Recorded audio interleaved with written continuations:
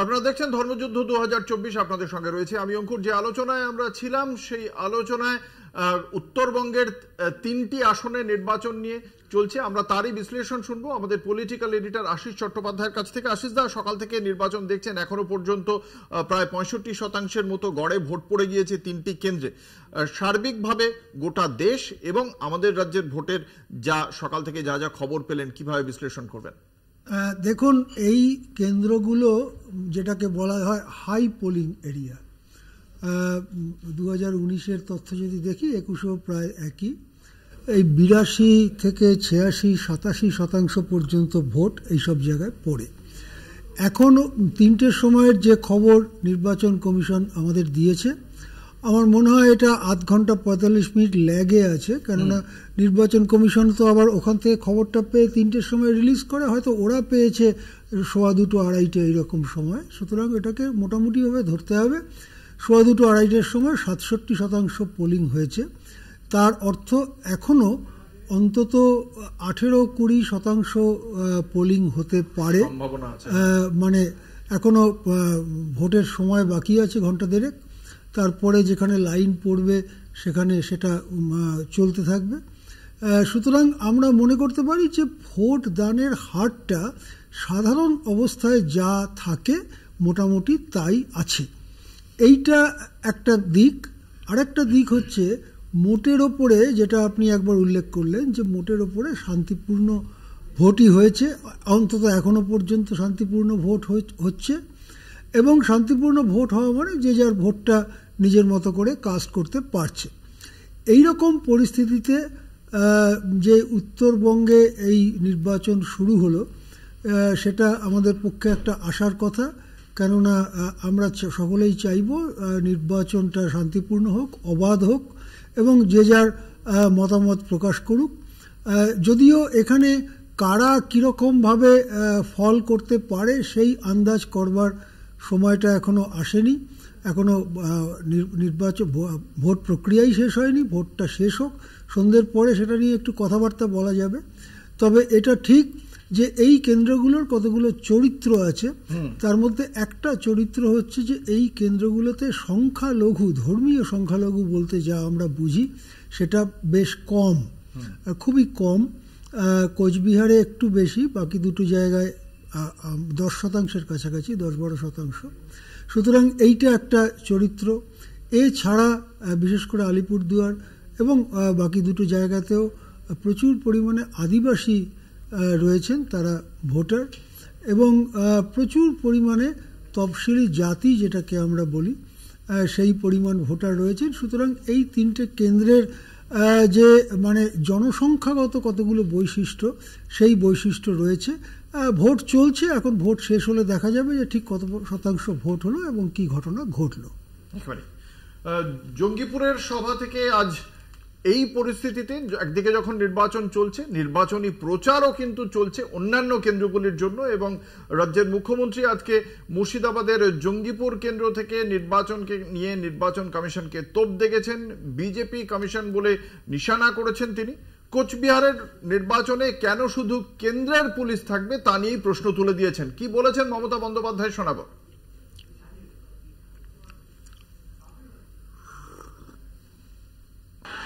আমি এক লাইন ইংরেজিতে বলবো যাতে বিজেপি কমিশনের কানে যায়।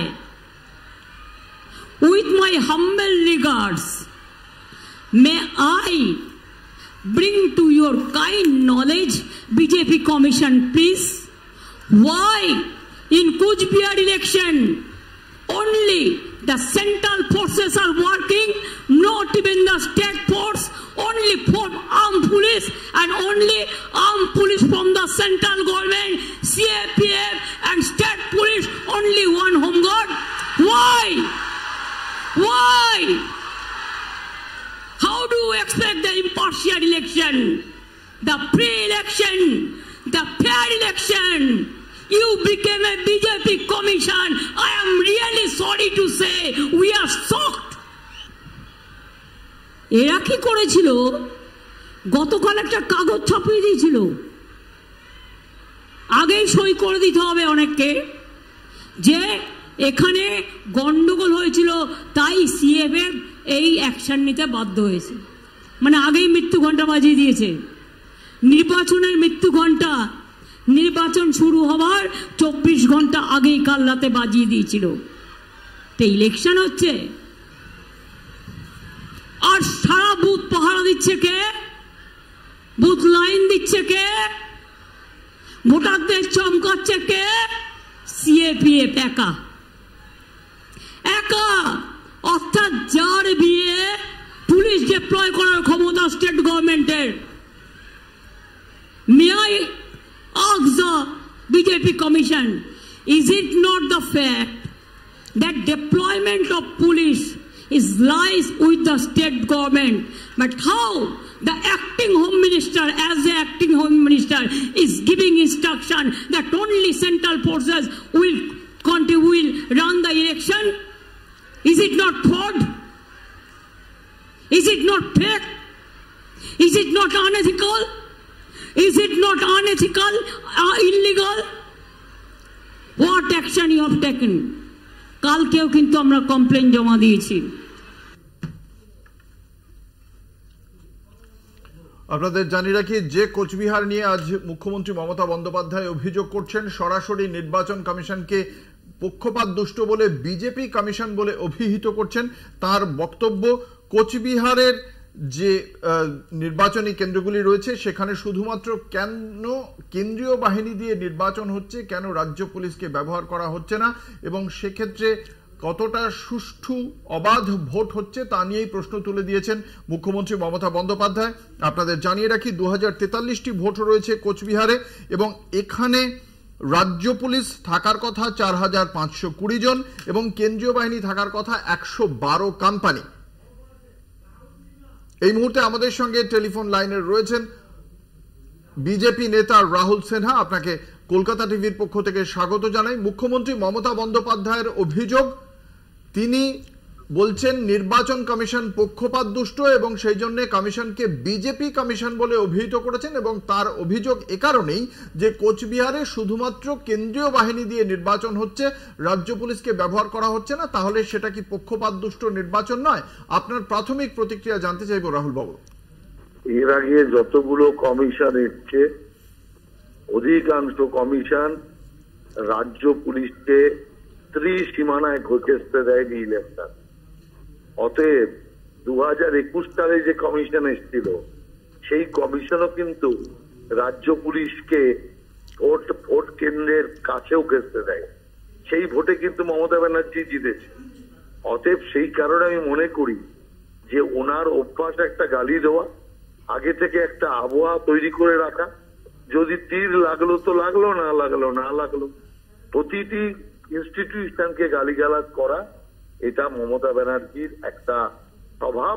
আজ আসলে ইলেকশনে পিছিয়ে যত যাচ্ছে তত পায়ের তলার মাটি সরে যাওয়াতে নার্ভাসনেস থেকেই এই জাতীয় কথাবার্তা বেরোচ্ছে। একজন মুখ্যমন্ত্রীর মুখে এই জাতীয় কথাবার্তা মানায় না। আমরা তীব্র নিন্দা এবং ধিক্কার জানাই। ধন্যবাদ। আমাদের সঙ্গে ছিলেন বিজেপি নেতা রাহুল সিনহা। আপনাদের জানিয়ে রাখি, মোট বুথ 2043টি, এখানে 4250 জন রাজ্য পুলিশ থাকার কথা, অন্যদিকে কেন্দ্রীয় বাহিনী থাকার কথা 112 কোম্পানি। কোচবিহারে 196টি উত্তেজনা প্রবণ বুথ রয়েছে এবং এখনো পর্যন্ত 3টি লোকসভা কেন্দ্রে যে বিক্ষিপ্ত অশান্তির খবর এসেছে তা কিন্তু শুধুমাত্র কোচবিহার থেকেই এসেছে। আমি আসবো মানব লাহা, সিপিএম এর মুখপাত্র মানবের কাছে। মানব, এই যে বলা হচ্ছে শুধুমাত্র কেন্দ্রীয় বাহিনী দিয়ে নির্বাচন হচ্ছে, রাজ্য পুলিশ ব্যবহার করা হচ্ছে না, এটাকে আপনারা কিভাবে দেখছেন? এটার মধ্যে কি পক্ষপাত দুষ্টতা খুঁজে পাচ্ছেন আপনারা? এটা হাস্যকর বিষয়। প্রথমে একটা কবিতার লাইন বলি, তোমার আছে আমার নাই, রস চুরিতে পাপ নাই, যদি করো বাড়াবাড়ি থাকবে না কো রসের হাড়ি।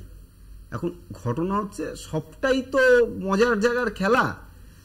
কমিশনকে নিয়ে অভিযোগ করা মমতা ব্যানার্জির পুরনো অভ্যাস, আর কমিশন সম্পর্কে উনি ভালো বলতে পারবেন, এই বিষয়ে আমি মন্তব্য করব না। কারণ আমাদের রাজ্য নির্বাচন কমিশনারকেও দেখেছেন আপনারা, রাজীব কুমারকে এই রাজ্যের পঞ্চায়েত নির্বাচনের সময় দেখেছেন নাকে তেল দিয়ে ঘুমাতে, মানে নিদ্রা দিয়েছেন নাকে সর্ষের তেল দিয়ে, তাকে জাগানো যাবে না। এখন প্রশ্নটা হলো, উনি আজকে বারবার করে অভিযোগ করছে, আজকে বলেছেন একটা জায়গায় যে লজ্জা ঘৃণা ভয় 3 থাকতে নয়। উনি কোন লজ্জা ঘৃণার কথা বলেছে? দুর্নীতি করতে উনি লজ্জা পান না, দুর্নীতিবাজদের আশ্রয় দিতে তাদেরকে উনি ঘৃণা করেন না, আর দুর্নীতিবাজদেরকে আশ্রয় রাখতে উনি ভয় পায় না। এই 3টে ভয় উনি পায় না, এটা আজকে পরিষ্কার করে উনি বলেছে। 3 নম্বর প্রশ্নের উত্তর উনি বলেছে যে ভোটারদের চমকাচ্ছে ধমকাচ্ছে সিআরপিএফ জায়গায় জায়গায়। আমার কাছে একটা প্রশ্ন, যে এই 67% মানুষ যারা এখনো পর্যন্ত ভোট দিল, তাহলে এরা কি ওই ভোট চমকে ধমকে তাদেরকে ভোট দিতে নিয়ে যাওয়া হয়েছিল? বুঝতে পারলাম। আমরা এই মুহূর্তে আরেকটি গুরুত্বপূর্ণ খবরে যাব। ডাবগ্রাম ফুলবাড়ি কেন্দ্র, সেই ডাবগ্রাম ফুলবাড়ি কেন্দ্রের বিজেপি বিধায়ক শিখা চট্টোপাধ্যায় এবং সেই ফুলবাড়ি কেন্দ্রের উত্তেজনা ছড়িয়েছে, বিজেপি তৃণমূল কথা কাটাকাটির ঘটনা। বিজেপি বিধায়ক শিখা চট্টোপাধ্যায়কে ঘিরে বিক্ষোভ দেখিয়েছেন তৃণমূল কংগ্রেসের কর্মীরা। আপনারা দেখতে পাচ্ছেন সেই ছবি, বিজেপি বিধায়ক শিখা চট্টোপাধ্যায়, তিনি তাকে ঘিরে বিক্ষোভ দেখাচ্ছেন তৃণমূল কংগ্রেসের কর্মী সমর্থকরা। সেখানে উপস্থিত রয়েছে বিজেপি কর্মী সমর্থকরাও। ডাবগ্রাম ফুলবাড়ি এলাকায় উত্তেজনা।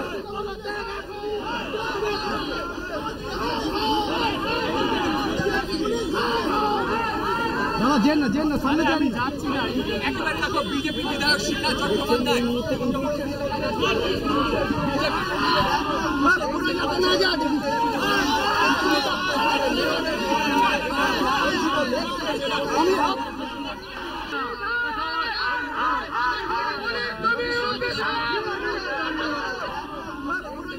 বিজেপি বিধায়ক শিখা চট্টোপাধ্যায় যখন বেরিয়েছিলেন, দফায় দফায় উত্তপ্ত হয়েছিল। তিনি একটি ভোট গ্রহণ কেন্দ্রের সামনে যান এবং সেইখানেই তাকে পুলিশ বাধা দেয়, তার গাড়ি আটকানোর অভিযোগ ওঠে এবং তারপরেই পুলিশ এবং বিজেপি কর্মীদের মধ্যে রীতিমতো ধস্তাধস্তি শুরু হয়ে যায়।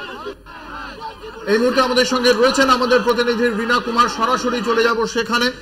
রীনা, এখনো পর্যন্ত কি জানতে পারা যাচ্ছে, ঠিক কি মানে কি থেকে এই ঘটনার সূত্রপাত? একেবারে অঙ্কুর, দেখো যেখানে কিন্তু সকাল থেকে নির্বাচন চলছে সে জায়গায় দাঁড়িয়ে যে ডাবগ্রাম ফুলবাড়ির বিধায়িকা রয়েছেন শিখা চ্যাটার্জি, তিনি কিন্তু সকাল থেকে বিভিন্ন যে জলপাইগুড়ি লোকসভা কেন্দ্রে বিভিন্ন যে কেন্দ্রগুলো বুথগুলো রয়েছে সেখানে কিন্তু ঘুরে ঘুরে দেখছিলেন। এবং তার আগে কিন্তু একটি চিত্র উঠে আছে যেখানে কিন্তু যে পশ্চিম ধলতলা এলাকা রয়েছে ডাবগ্রামে, সেখানেও কিন্তু শিখা চ্যাটার্জির সঙ্গে সেখানে কিন্তু তৃণমূলের কর্মী সমর্থকদের একটা বাকবিতণ্ডা বাঁধে এবং সেখানে থেকে বেরিয়ে তিনি যখন 33 নম্বর ওয়ার্ডে যে বুথ রয়েছে সেখানে যখন তিনি যান, সেখানে কিন্তু যাওয়ার পর তিনি বুথ যে কেন্দ্র রয়েছে সেখানে কিন্তু ঘুরে দেখেন এবং তারপরে যে পুলিশ বাহিনী রয়েছে তারা কিন্তু তার কাছে যায় এবং তাকে পুলিশ বাহিনী তাকে জানান যে তাকে আটক করা হবে, কারণ তিনি নির্বাচনী যে আইন রয়েছে সেই আইন উল্লঙ্ঘন করেছে। এবং শিখা চট্টোপাধ্যায় তিনি জানতে চাইলে যে তিনি কি আইন উল্লঙ্ঘন করেছে তা জানতে চাইলে পুলিশ কর্মীরা কিন্তু তাকে জানায় যে 400 মিটারের ভেতরে যা কিন্তু বুথে প্রবেশ করা নিষেধ রয়েছে। সেখানে তিনি বুথের সামনে যান এবং সেখানে ঘুরে দেখেন, এই ক্ষেত্রে কিন্তু তাকে আটক করার কথা জানায় পুলিশ কর্মীরা। তবে এরপরে কিন্তু সেখানে যে পুলিশ বাহিনী রয়েছে এছাড়া যে বিজেপির কর্মী সমর্থকরা, তাদের দুপক্ষের মধ্যে কিন্তু একটা ধস্তাধস্তি বাঁধে, বাকবিতণ্ডা বাঁধে এবং এরপরে কিন্তু পুলিশ যখন বিধায়িকা শিখা চ্যাটার্জিকে যখন আটক করতে যায় সেই সময় কিন্তু বিজেপির কর্মী সমর্থকেরা শিখা চ্যাটার্জিকে তোমাকে ধন্যবাদ, তুমি পরিস্থিতির উপর নজর রাখো। এই মুহূর্তে আরেকটি জায়গায় দৃষ্টি আকর্ষণ করব দর্শকদের। এই মুহূর্তে আমাদের প্রতিনিধি রবিউল রয়েছেন দিনহাটা কেন্দ্রের বিধায়ক রাজ্যের মন্ত্রী উদয়ন গুহর সঙ্গে, সরাসরি চলে যাব সেখানে।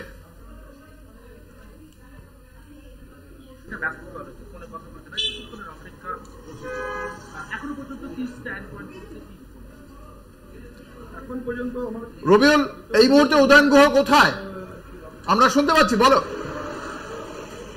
দেখো এই মুহূর্তে কিন্তু রাজ্যের মন্ত্রী উদয়ন গুহ তিনি কিন্তু ভেটাগুড়িতে রয়েছেন। কিছুক্ষণ আগে ভেটাগুড়ির উত্তরপাড়ায় কিন্তু মন্ত্রী উদয়ন গুহকে ঘিরে ধরে বিজেপির মহিলা যারা কর্মী সমর্থক রয়েছে তারা কিন্তু বিক্ষোভ দেখিয়েছিল।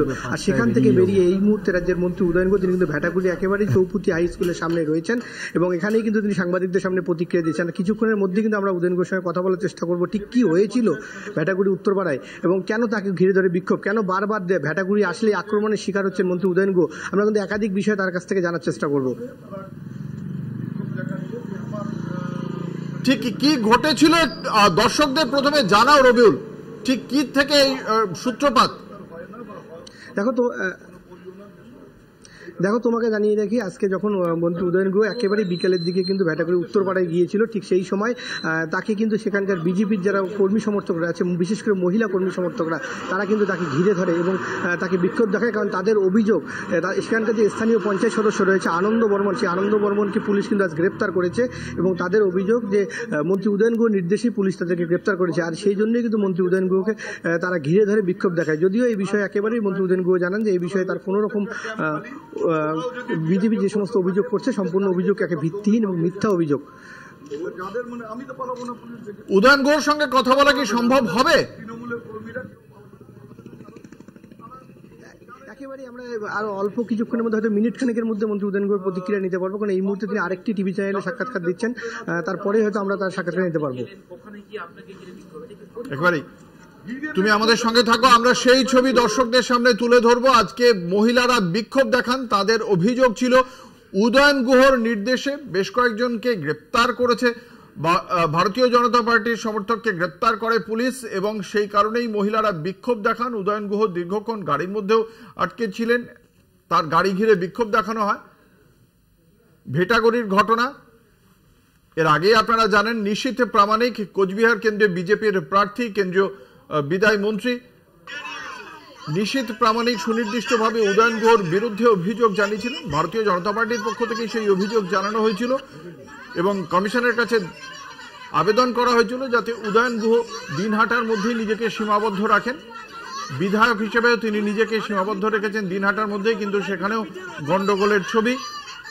তার নির্দেশে বিজেপি কর্মীকে গ্রেপ্তার করা হয়েছে, এমনই অভিযোগ তার বিরুদ্ধে, এবং সেই অভিযোগেই বিক্ষোভ দেখালেন মহিলারা।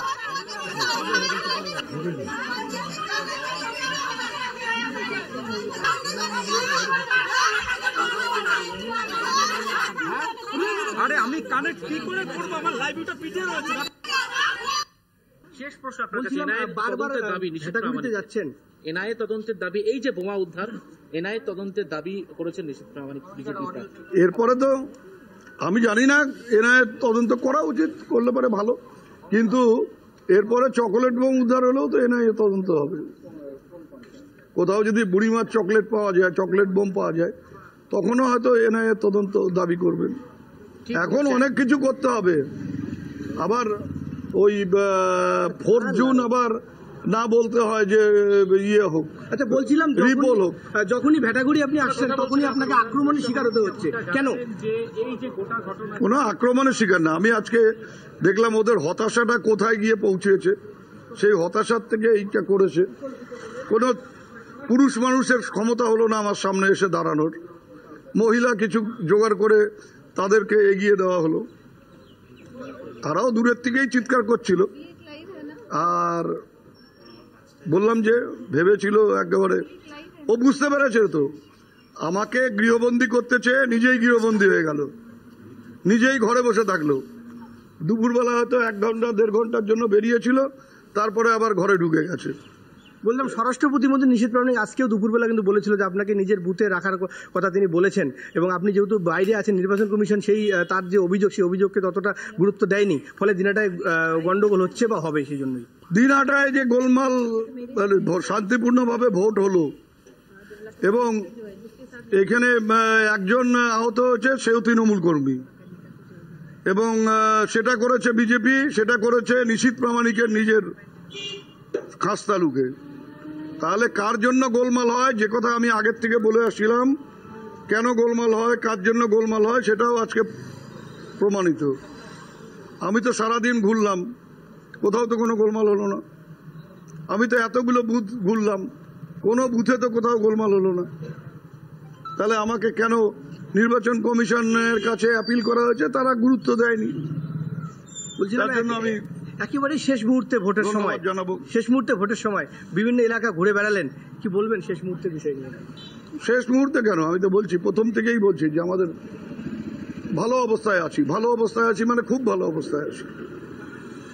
একেবারে কিন্তু তুমি দেখলে আমরা কথা বলার চেষ্টা করলাম উত্তরবঙ্গ উন্নয়ন দপ্তরের মন্ত্রী উদয়ন গুহর সঙ্গে, তার সঙ্গে একাধিক বিষয় কিন্তু আমরা জানার চেষ্টা করলাম এবং একই সাথে সেই উত্তরপাড়ায় কি ঘটনা ঘটেছিল সেই বিষয়ে কিন্তু মন্ত্রী ধন্যবাদ রবিউল। আমাদের সঙ্গে ছিলেন আমাদের প্রতিনিধি রবিউল হোসেন এবং আজকের নির্বাচন প্রক্রিয়া সম্পর্কে কার্যত নিশীথ প্রামাণিকের দিকেই পাল্টা অভিযোগের তীর ছুঁড়ে দিলেন উদয়ন গুহ এবং তার বক্তব্য যে নিশীথ প্রামাণিকের খাস তালুকেই গন্ডগোল হয়েছে, তার এলাকায় সকাল থেকে তিনি ঘুরলেও কোনো গন্ডগোল হয়নি। আমরা আরো একদম সর্বশেষ আপডেট নিয়ে ফিরবো এই আলোচনায়, সঙ্গে থাকুন। নিয়ে নেব একটা ছোট্ট বিরতি।